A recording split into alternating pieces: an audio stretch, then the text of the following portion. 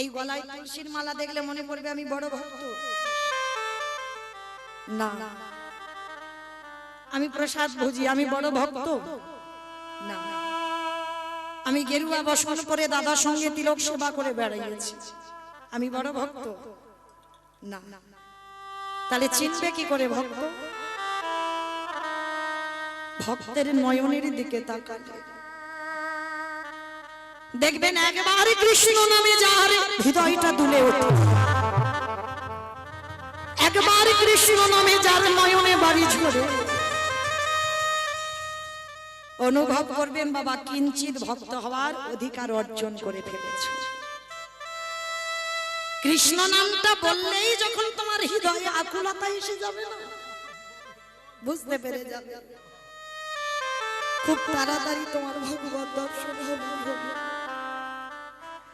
হরিদাস ঠাকুর যেই না রঘুনাথকে দেখেছে, রঘুনাথকে পরশ করেই বুঝতে পেরে গেছে বাবা এ কেমন ভক্ত। হরিদাস ঠাকুর মনে মনে করছে এই তো, এই মাটিতে বীজ পুঁতে দিলেই অঙ্কুরিত হবেই হবে। দেখবেন বাবা হাজার হাজার গুরুদেব শিষ্য তৈরি করে, কিন্তু সেই শিষ্যের মধ্যে কজন প্রকৃত শিষ্য তৈরি হয়? আজ হরিদাস যেই না দেখেছে রঘুনাথকে, দেখেই বুঝতে পেরে গেছে এই মাটিতে বীজ পুঁতে দিলেই অঙ্কুরিত হবে। রঘুনাথকে বুকে জড়িয়ে ধরেছে। আর রঘুনাথ ছোটবেলা থেকে বাবা এই হরিদাস ঠাকুরকে অনুকরণ করত। অনুকরণ মানে কি বুঝেছো বাবা?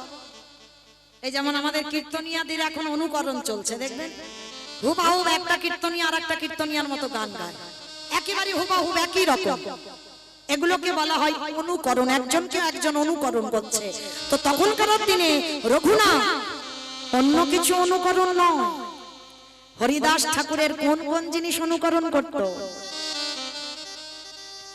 জমিদারের ছেলে হয়ে 24 ঘন্টায় একবার আহার করত, যার বাবার সোনা দানা টাকা পয়সার কিছু অভাব নাই, তার শরীরে কোনো অলংকারও ছিল না। হরি বল হরি বল।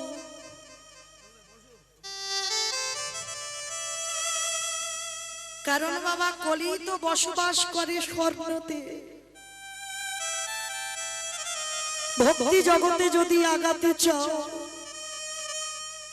ওই সোনা দানার লালসা তোমায় ত্যাগ করতে হবে।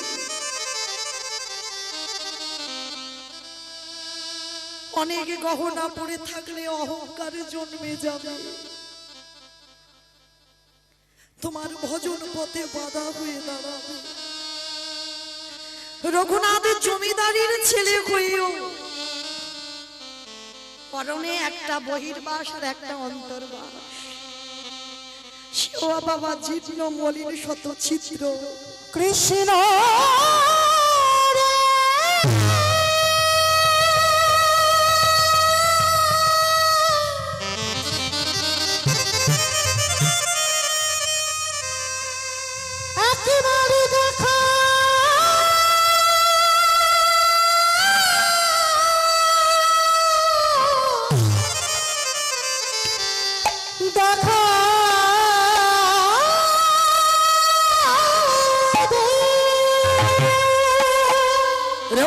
শয়ন করতো মা ধুলার পরে, কোন রকমে মাটিতে একটা মাদুর বিছিয়ে, মাথায় না থাকতো বালিশ, অঙ্গে না থাকতো কোনো কাঁথা। তো হরিদাস ঠাকুর ওকে দেখে সব সময় বলতো, খোকা তুই একটু বড় হ, তুই একটু বড় হয়ে তুই আমায় অনুকরণ করিস। না ঠাকুর, আমি যদি এখন থেকে তোমার অনুকরণ না করি, আমি তোমার মতো হব কি করি? ওরে তুই তো বড় লোকের ছেলে, তুই তো জমিদারের ছেলে, তুই কেন এই অবস্থাতে থাকবি? আচ্ছা চরণ দুটো জড়িয়ে ধরতো, বলো না গো আমি কি তারে পাবো না, আমি কি তারে পাবো না? আমায় বলে না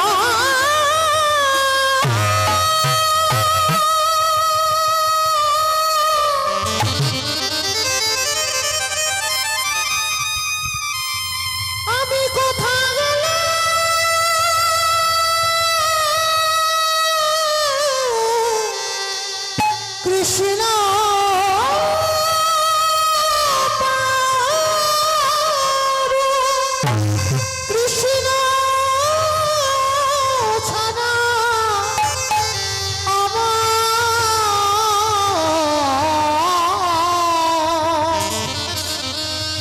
কৃষ্ণ ছাড়া আমি কিছু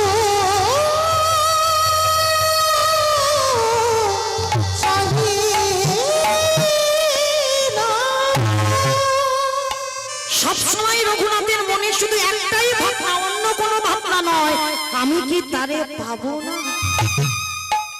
পড়াশোনা শেষ হলো, রঘুনাথ বাড়ি চলে গেল, কিন্তু বাড়িতে গেলে কি হবে, বড় লোকের ছেলে যেখানে সাধুগুরু বৈষ্ণব আসে সেখানে ছুটে ছুটে চলে যায়, যেখানে ভাগবত হয় রঘুনাথ চলে যায়, যেখানে হরিনাম হয় রঘুনাথ চলে যায়।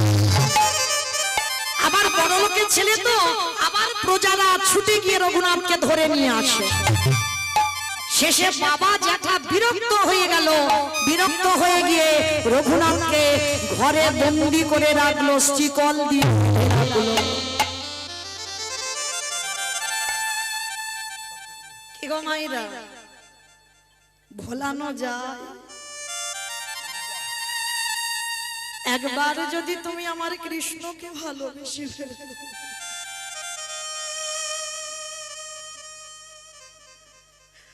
হাজার চেষ্টা করলেও বাবা তুমি আর তাকে ভুলতে পারবে না। রঘুনাথের হাত বেঁধে দিল, পা বেঁধে দিল, ঘরে বন্দি করে রাখলো। রঘুনাথ হেসে বলে উঠলেন, ঠিক করেছো বাবা, ঠিক করেছো তুমি। নিরজন জায়গা না হলে কি কৃষ্ণ ভজন হয় গো?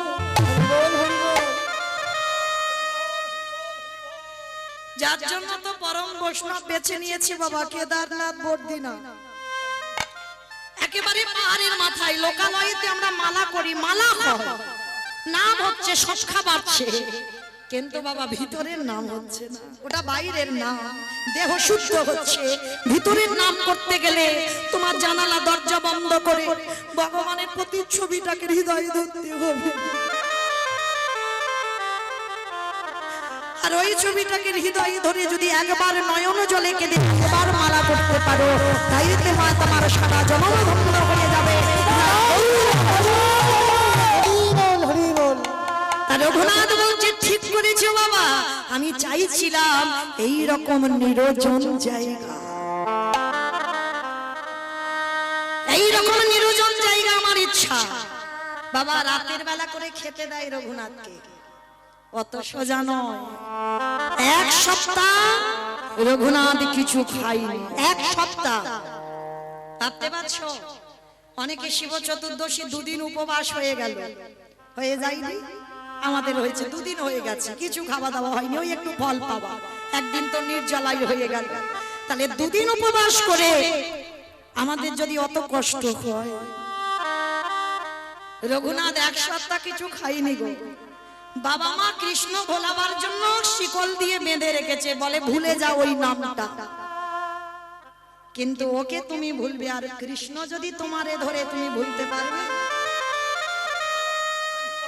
এক সপ্তাহ যখন খাইনি, জ্যাঠামশাই ছুটে এসেছে, রঘুনাথ, রঘুনাথ, শুনলাম তুই নাকি এক সপ্তাহ কিছু খাসনি।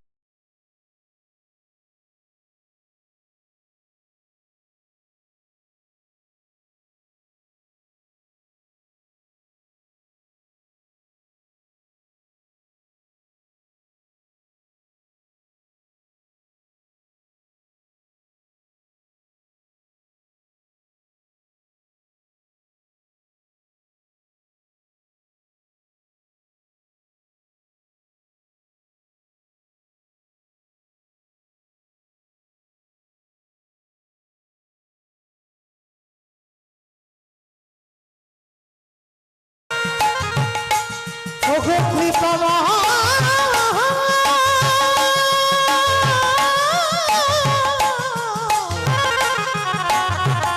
একেবারে প্রভু না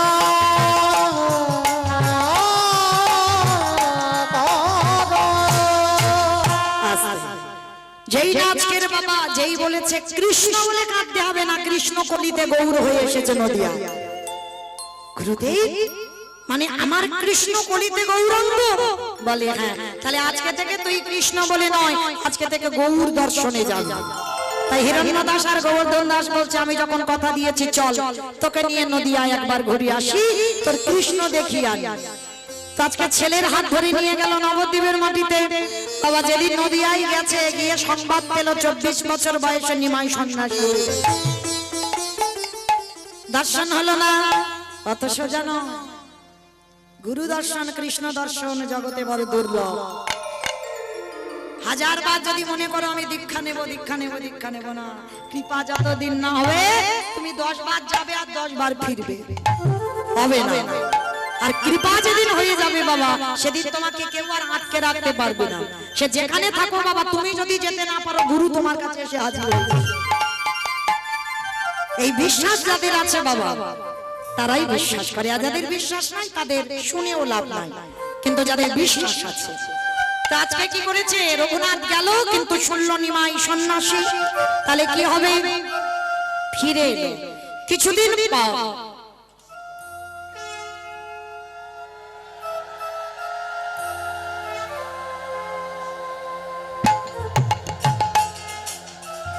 তাই গৌর ব্রহ্মানন্দে হরি বল হরি বল। তা ফিরে এসেছে বাবা কিছুদিন পরে। আমার মহাপ্রভু এসেছিল অদ্বৈত আচার্যের ঘরে, এটা আপনারা জানেন নিমাই সন্ন্যাসের পর।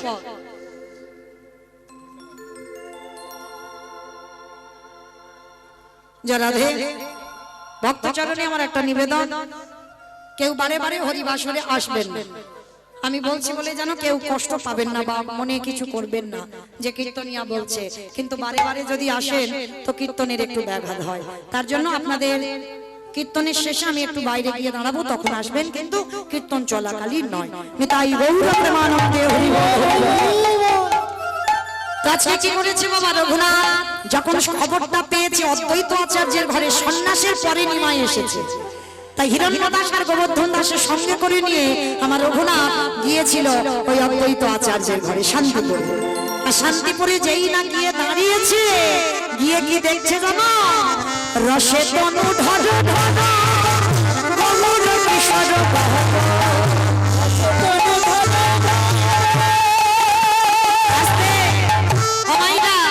সন্ধ্যেবেলায় আমাদের ভজনটাও হয়ে যাবে আর কীর্তন শোনাটাও হয়ে যাবে, মানে আমাদের ভজনও হবে আর শ্রবণও হবে আর কীর্তন গাওয়াও হবে। একটু উলুধ্বনি দাও দেখি। রসে তনু ঢর ঢর গৌর কিশোর বর, আরে রসে তনু ঢর ঢর গৌর কিশোর বর, রসে তনু ঢর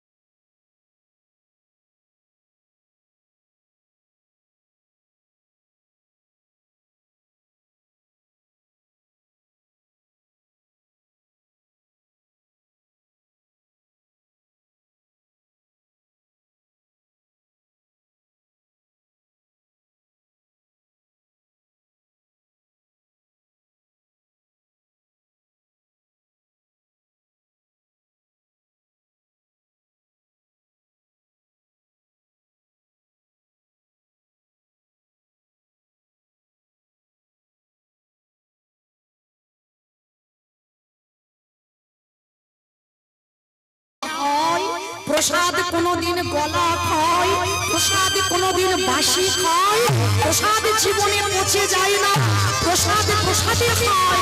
ভগবান সেবা করলে প্রসাদ, ভক্ত সেবা করলে মহাপ্রসাদ। নিতাই গৌর প্রেমানন্দে। জোর করে রঘুনাথের হাত থেকে আমার মহাপ্রভু ওই পচা গলা প্রসাদ কেড়ে নিয়ে বদনে দিয়েছে। মহাপ্রভু এই ভক্তের উচ্ছিষ্ট বড় ভালোবাসেন। আর যেই না বদনে দিল, সঙ্গে সঙ্গে রঘুনাথ জড়িয়ে ধরেছে চরণ দুখানা। মহাপ্রভু বলছে, ওরে তোর আশ্রয় চরণ নয়, আয় আয় আমার বুকে আয়।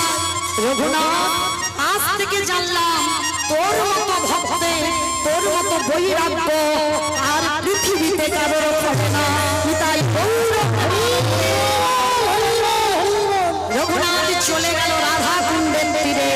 আর রাধা কুণ্ডের তীরে গিয়ে হা রাধে বলে কাঁদলো।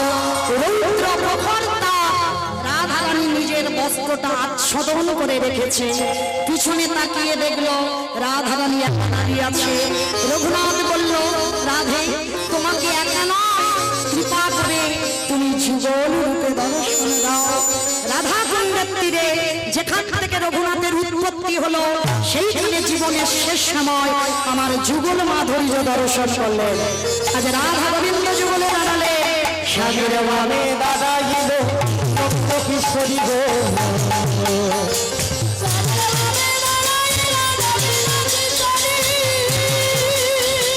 ললিতা বিশাখায়া